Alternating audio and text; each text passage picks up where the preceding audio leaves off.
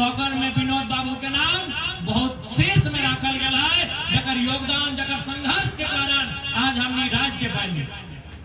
आज यह बोकारो धनबाद के धरती से विनोद बिहारी महतो के नेतृत्व में जो समाज चला है, कुलमी समाज, और शिबू सोरेन के नेतृत्व में जो संथाल समाज चला है, दियो समाज के मिलाए के झारखंड मुक्ति मोर्चा के निर्माण करल गया है, ताकि झारखंड राज्य के निर्माण भय सके।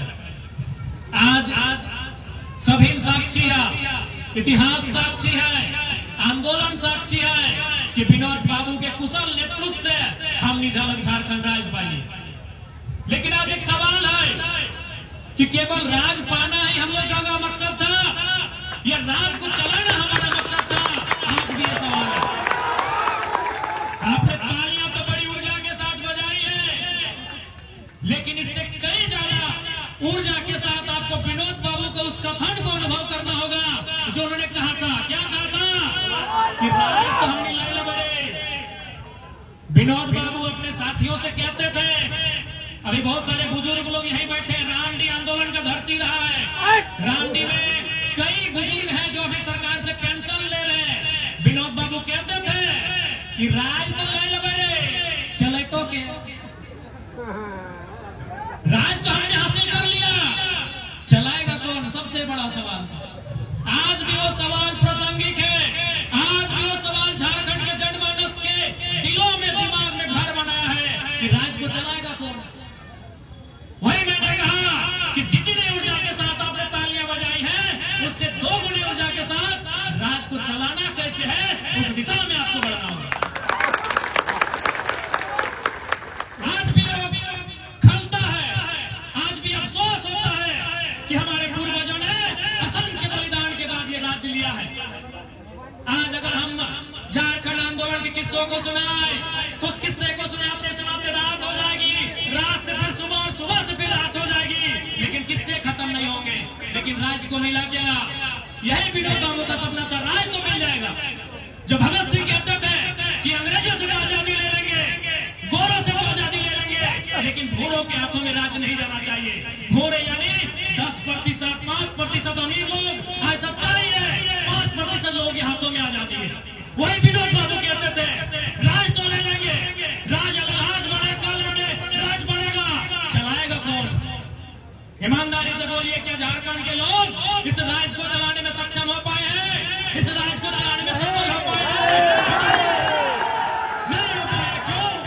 ना उन जगहों में नहीं आ पाए। विनोद बाबू जिंदगी भर चीख चीख कर कहते रहे, पढ़ो और लड़ो। आज क्या स्थिति है राज्य की? विनोद बाबू कहते रहे पढ़ो और लड़ो, तो हमारे लोगों ने सोचा मुर्गा लड़ो।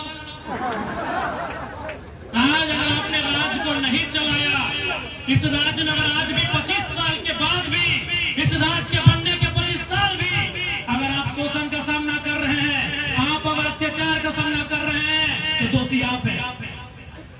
आपने राज्य को चलाने का जिम्मा नहीं लिया।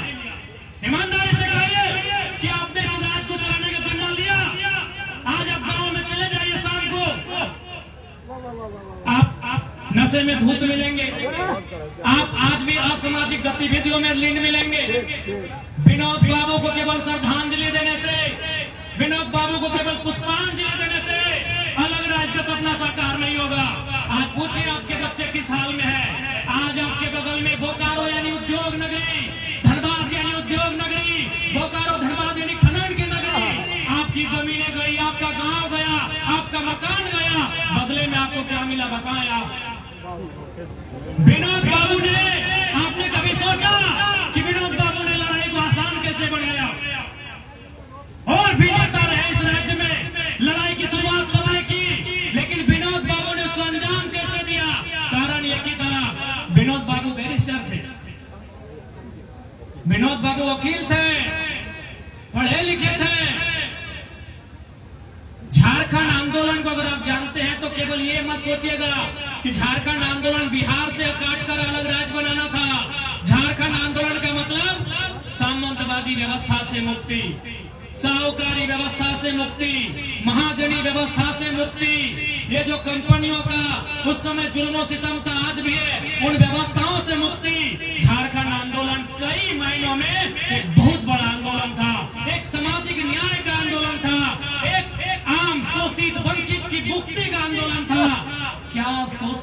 वंचितों ने मुक्ति पाया? क्या यहाँ के दलित पिछड़ों ने, क्या इस राज्य के शोषितों ने, वंचितों ने मुक्ति पाया? क्या उन्हें न्याय मिला? आज 25 साल के बाद भी इस राज्य की आओ हवा, दामोदर नदी साक्षी है, वो चीख चीख कर गवाही दे रही है कि विनोद बिहारी महतो का सपना आज भी कोसों दूर है। उस सपने को साकार करने के लिए आप सभी को उनके विचारों को आत्मसात करने की आवश्यकता है, उनके विचारों के मार्ग पर चलने की आवश्यकता है, तभी विनोद बाबू का सपना साकार होगा। इसलिए अगर सच्चे अर्थों में विनोद बिहारी महतो को श्रद्धांजलि, पुष्पांजलि देना चाहते हैं, उनको पढ़िए।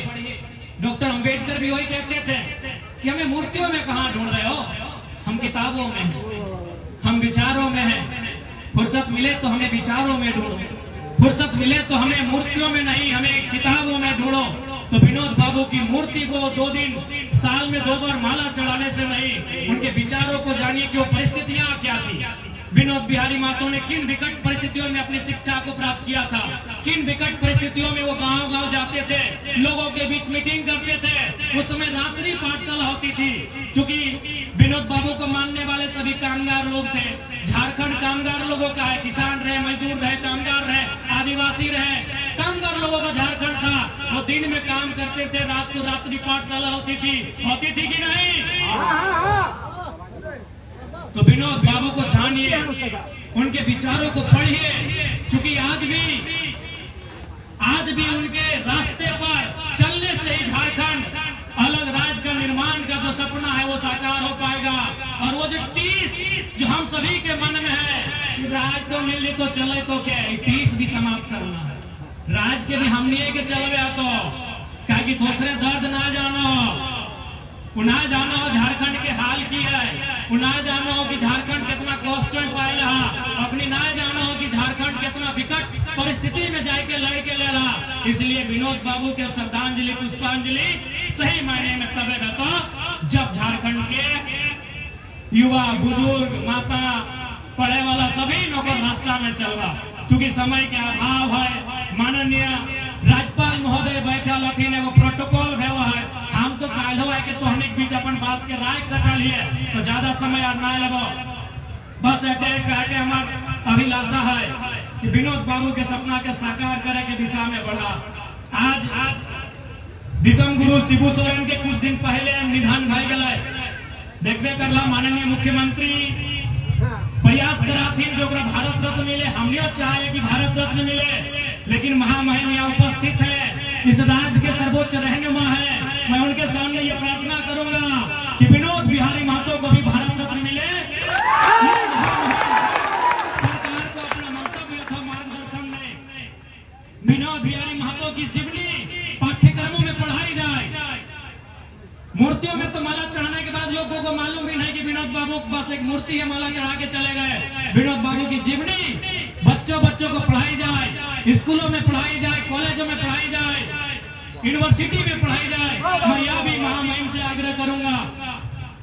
साथ ही साथ महामहिम से और एक प्रार्थना होगी।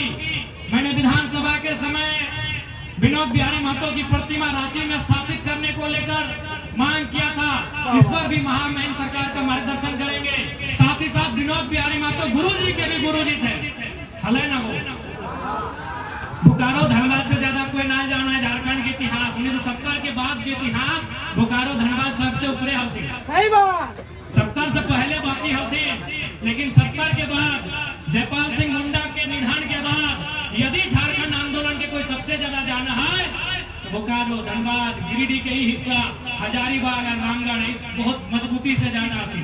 तो गुरुजी के गुरुजी हलथीन विनोद बिहारी महतो। तो महामहिम से यह भी आग्रह होगा कि उन्हें इस राज्य के गुरुजी होने के नाते एक प्रथम नेता के रूप में, एक सर्वमान्य नेता के रूप में पहचान मिले, जिसके वो हकदार हैं। आपके आने का एक सार्थक यह भी होगा कि जिस व्यक्ति ने अपना संपूर्ण जीवन इस राज्य को निछावर कर दिया, उस व्यक्ति को आपकी उपस्थिति से, आपके दिशा निर्देश से सम्मान मिले। यही महामहिम से, माननीय राज्यपाल महोदय से मेरी प्रार्थना होगी।